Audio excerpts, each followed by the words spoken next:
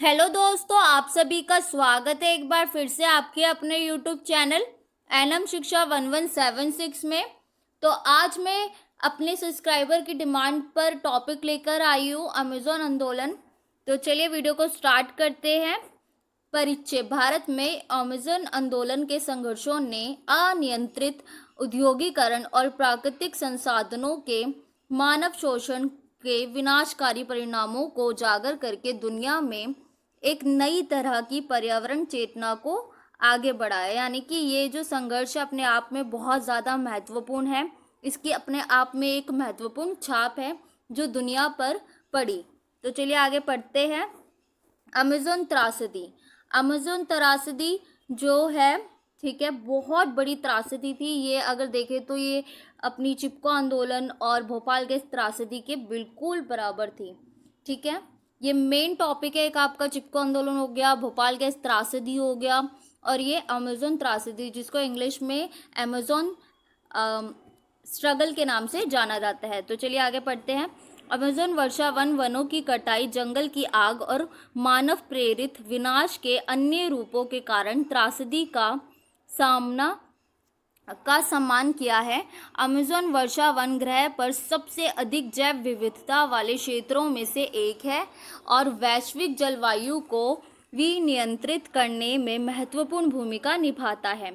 इस तरह के एक महत्वपूर्ण पारिस्थितिक तंत्र के नुकसान से पूरे ग्रह के लिए भयावह परिणाम होते हैं।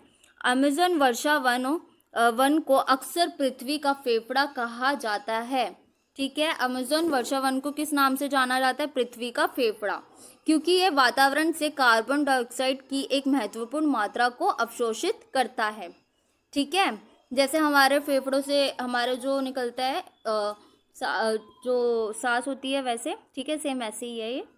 आगे पढ़ते हैं। रिपोर्ट के अनुसार हाल के वर्षों में ब्राज़ील के अमेज़न में वनों की कटाई में काफ़ी वृद्धि हुई है। ब्राज़ील सरकार पर पर्यावरण संरक्षण कानूनों और विनियमों को कमज़ोर करके वनों की कटाई को प्रोत्साहित करने का आरोप लगाया गया है। वनों की कटाई से मिट्टी का क्षरण हो सकता है, वन्य जीव के लिए आवास की हानि हो सकती है और वातावरण में संग्रहित कार्बन को जारी करके जलवायु परिवर्तन में योगदान दे सकता है। अमेज़न में जंगल की आग भी एक महत्वपूर्ण चिंता का विषय बन गया है। अगर देखा जाए, जो अमेज़न के जंगल है वो किस लिए फेमस है? अपनी आग के लिए, क्योंकि वहाँ पे एक बार जब आग लग जाती है ना बच्चों, तो वो सालों साल तक लगी रहती है, वो कभी भी बुझती नहीं है। ठीक है, मतलब बहुत ही भयानक आग लगती है वो। ठीक है, तो चलिए पढ़ते। 2019 की आग से व्यापक तबाही हुई है। जैसे कि आपको पता है 2019 में लगी थी और बहुत ज़्यादा मात्रा में तबाही हुई थी उस टाइम पे। आग लगने की संभावना प्राकृतिक कारकों और मानवीय गतिविधियों के संयोजन के कारण हुई थी, जैसे कि कृषि और पशुपालन के लिए भूमि की सफाई। अमेज़न वर्षा वन की त्रासदी एक वैश्विक मुद्दा है जिस पर तत्काल कार्यवाही की आवश्यकता है। दुनिया भर की सरकारों, संगठनों और व्यक्तियों को अमेज़न वर्षा वन की रक्षा करने और आगे विनाश को रोकने के लिए मिलकर काम करने की आवश्यकता है। यह मजबूत पर्यावरण नीतियों को लागू करने, टिकाऊ भूमि उपयोग प्रथाओं को बढ़ावा देने और संरक्षण प्रयासों में निवेश के माध्यम से किया जा सकता है। अमेज़न त्रासदी के संघर्षों ने विशेष रूप से हाल के वर्षों में वास्तव में दुनिया में एक नई तरह की पर्यावरण चेतना को आगे बढ़ाया है। अमेज़न वर्षा वन, जो 9 देशों में फैला हुआ है, ग्रह पर सबसे अधिक जैव विविधता वाले क्षेत्रों में से एक है। ठीक है, जिसमें अनुमानित 390 बिलियन व्यक्तिगत पेड़ और ठीक है, और अनगिनत पशु प्रजातियां हैं। हालांकि इस वनों की कटाई, खनन और अन्य मानवीय गतिविधियों के साथ साथ पर्यावरण संरक्षण पर आर्थिक विकास को प्राथमिकता देने वाली सरकारी नीतियों के कारण भी महत्वपूर्ण खतरों का सामना करना पड़ा है। चलिए आगे बढ़ते हैं। अमेज़न आंदोलन। चीको मेंडेस ब्राज़ील के रबर टेपर और भूमि अधिकारों के नेता चिपको मेंडेस ने स्वयं वन लोगों द्वारा उन्नत दुनिया की पहली जो थी उष्णकटिबंधीय वन संरक्षण पहल की अगुवाई की। उनके काम से ब्राज़ील के निष्करण भंडार संरक्षित वन क्षेत्रों की स्थापना हुई, जो स्थानीय समुदायों द्वारा बसे और प्रबंधित किए गए हैं। चिको मेंडेस का जन्म 1944 में एक गरीब परिवार में हुआ था।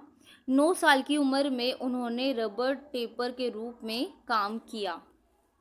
ठीक है, उन्होंने अन्याय और ग्रामीण अधिकारों से लड़ने के लिए कासपुरी ठीक है में एक ग्रामीण श्रमिक संघ का आयोजन किया। अमेज़न वर्षा वन के वनों की कटाई और लोगों के अधिकारों की वकालत करने के लिए उन्होंने एक national council of rubber taper का गठन किया था। ठीक है बच्चों, तो चलिए आगे पढ़ते हैं। 1970 ठीक है 1970 और 80 के दशक में ब्राज़ील सैन्य तानाशाही के अधीन तथा जो थे ना सैन्य तानाशाही के अधीन था, जिसने पशुपालन के लिए अमेज़न को साफ करने के लिए प्रोत्साहित किया। रबर निकालने वालों को अन्य राज्य प्रायोजित परियोजनाओं में स्थानांतरित कर दिया गया। रबर टेपर की राष्ट्रीय परिषद के अध्यक्ष चिपको मेंडेस ने ब्राज़ील के वर्षा वन के संरक्षण के लिए लड़ने के लिए निकलने वाले भंडारण की अवधारणा का नेतृत्व किया।